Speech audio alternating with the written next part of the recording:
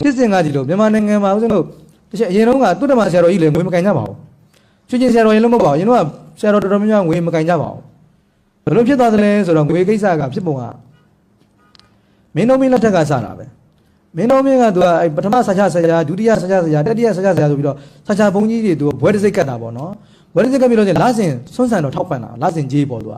မန္တလေးမှာဆရာဘုန်းကြီးတွေကိုသူကလစဉ်ဆန်ဘယ်နှစ်ထောက်ပံ့တယ်သူကမဟာတာဝန်ဆိုပြီးတော့သူကဒီဗန္ဒာရေးမှုပေါ့နော်ဒီအလူဒါနနဲ့ပတ်သက်တဲ့ဗန္ဒာရေးမှုဝင်ကြီးခံထားတယ်သူ့ကိုတောင်းပေးထားတယ်စရင်ကောက်ပြီးတော့လိုအပ်တာလေးလူတန်းပေးပါဆိုသူကပြောထားတာအဲ့တော့ပထမပိုင်းတော့ဟုတ်တယ်သူကလစဉ်တောင်းနိုင်လိုက်ပြီးတော့ဆန်တွေစီတွေပဲတွေအဲ့မင်းတို့မင်းရဲ့အမိန်နဲ့လိုက်လှူပေးတယ်နောက်ပိုင်းအဲ့ဒီမဟာတန်ဝန်ကစီကံပြတ်တာပေါ့သူက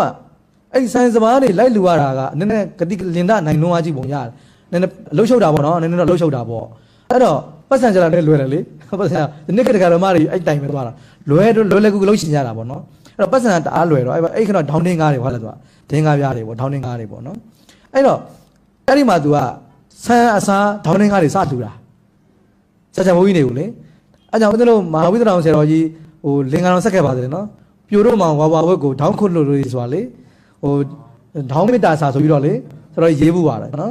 ်အဲ့တော့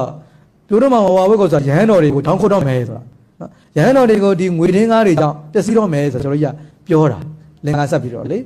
အဲ့တော့အဲ့ဒီမှာပထမပိုင်းကတော့နည်းနည်းပထမပိုင်းကလည်းသူကငွေလူပေးမှလည်းဆက်သက်လူသေးတာသူက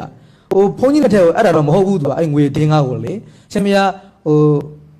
ရှင်မယားစာချဘုန်းကြီးပေါ့နော်စာချဘုန်းကြီးအတွက်ဒီငွေတင်းကား30မှဖြစ်ပေါ်လာတော့ပစ္စည်းလေးပါကိုလူတန်းပါတယ်ဗျာကပြညမဗျာဆိုဆက်သက်လူထားပါပထမပိုင်းကတော့ပထမပိုင်းကငွေတင်းကားတွေကိုဘုန်းကြီးလက်ထက်အပ်တာမဟုတ်ဘူးကပြစီမှာအပ်ပြီးတော့နောက်ပိုင်းအဆင့်လက်စင်နေကမ်းလာတော့ခါကျတော့ဘုန်းကြီးကိုတရိုက်ကတ်တဲ့စနစ်ဖြစ်လာတယ်ဖြည်းဖြည်းနဲ့တော့အဲ့ဒီပုံစံနဲ့ငွေလူတာကတော်တော်လေးကိုတွင်ကျယ်သွားတာနော်ငွေလူတာတွင်ကျယ်သွားပြီးနောက်ပိုင်းမှာအဲ့မှာတော်တော်လေးကိုအဲ့နေပြည်တော်မှာပျက်စီးကုန်တာပေါ့အဲ့ဒီအချိန်မှာဦးဇင်းတို့ချမ်းကလေးကျွန်းဆရာတော်ဆိုတာပေါ်လာတာချမ်းကလေးကျွန်းဆရာတော်နဲ့ဒီရွှေရင်ဆရာတော်ကြီးတို့ပူးပေါင်းပြီးတော့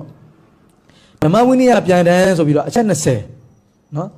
ထုတ်ပြန်တာမင်းတို့မင်းရဲ့တောင်းပန်ချက်ကြောင့်ဓမ္မဝိနည်းပြန်တန်းစာကြီးဆိုပြီးတော့အဲ့ဦးဇင်းတို့ရွှေရင်ဆရာတော်ကြီးအထုပ်ပတိစာကိုနောက်ပိုင်းမှာပါပါတယ်ဓမ္မဝိနည်းပြန်တန်းဆိုပြီးတော့ချမ်းကလေးကျွန်းဆရာတော်နဲ့ရွှေရင်ဆရာတော်ပေါင်းပြီးတော့ရေးတာရေးပြီးတော့အဲ့ဒီရေးထားတဲ့စာကိုဒီဆရာတော်ကြီး7ပါးစီမှာတင်သွင်းရတယ်သူကသူ့ဓမ္မဆရာတော်ကြီး7ပါးလို့ခေါ်တယ်နော်အဲဒီဝိနည်းဆရာတွေပါတခြားမှာဒီနေ့ခေတ်ဆိုတော့တန်ခါမာနာကဆရာတော်လိုပုံစံမျိုးပေါ့အဲဆရာတော်ကြီး7ပါးတစ်စိရတဲ့ဆရာတော်ကြီး7ပါးစီမှာအဲ့ဒီစာတန်းကိုတင်သွင်းဆရာတော်ကြီး7ပါးကစစ်ဆေးပြီးတော့အတည်ပြုတယ်တစ်စိလုံးထုတ်ပြီးတော့ဒါထုတ်ပြန်တဲ့စာတန်းဖြစ်ပါတယ်ဆိုတော့ဆရာတော်ကြီး7ပါးကအတည်ပြုပြီးတော့မင်းတို့မင်းရဲ့အမိန့်နဲ့တနိုင်ငံလုံးကိုဒီသူ့ရဲ့အုပ်ချုပ်တဲ့နယ်ပယ်အတွင်းကိုအကုန်မောင်းထုတ်ပြီးတော့ကြော်ညာတာအဲ့တော့အဲ့ဒီမှာဘာပါလဲဆိုရင်ရဟန်းတော်တွေကိုဝိထုငွေမလူပါဘူးဆိုတဲ့ဥပဒေတွေပါတယ်ရဟန်းတော်တွေငွေမလူပါဘူးတော့ငွေမလူပါဘူးနောက်မိမိတို့ဘိုးဘွားဆင်ဆက်ကိုးကွယ်လာတဲ့ရဟန်းတော်တွေဘေးရင်ဟောနေတာရှိခဲ့ရင်စေကူတာရှိခဲ့ရင်မလူအောင်သူကအကေကိုးကွယ်နေတဲ့ဘုန်းကြီးကိုဆက်လက်ကိုးကွယ်ခြင်းလဲဆိုအဲ့ဒီဘုန်းကြီးတွေအဲ့ဒါတွေဆွန့်ခိုင်းရမယ်သူကအမိတ်မအဲ့လိုပါတယ်ဒါလို့စိတ်ဝင်စားရင်ရှင်ဆရာတော်ကြီးရဲ့အထုပ်ပတိနော်အဲ့မှာဓမ္မဝိနည်းပြန်တန်းဆိုတာမှာရှာဖတ်ကြည့်လို့ရတယ်နော်အဲ့လိုမိတ်ထော်ထားတာသူကအဲ့မိမိတို့ကိုးကွယ်တဲ့ဘုန်းကြီးတွေဘေးရင်ဟောတဲ့ဘုန်းကြီးဖြစ်ခဲ့ရင်စေကူတဲ့ဘုန်းကြီးဖြစ်ခဲ့ရင်ရတရားရှင်တဲ့ဘုန်းကြီးဖြစ်ခဲ့ရင်ဆက်လက်ကိုးကွယ်ခြင်းမရှိဘူး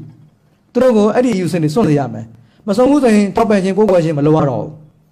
နော်ထောက်ခြင်းကိုမလုပ်ရတော့ဘူးအဲ့တော့ဆက်လက်ပြီးတော့ကိုးကွယ်ခြင်းနဲ့ထောက်ပံ့ခြင်းနဲ့ဆိုလို့ရှိရင်တော့လုပ်နေတဲ့အလုပ်တွေကိုစွန့်ရမယ်ပရိယပฏิပဲလုပ်ရမယ်အဲ့လိုဘေးရင်ဟောခြင်းစေကူခြင်းရတရားရှင်ခြင်းလုပ်တွေကိုမလုပ်ခိုင်းရတော့ဘူးဆိုတော့ကြော်ညာတာ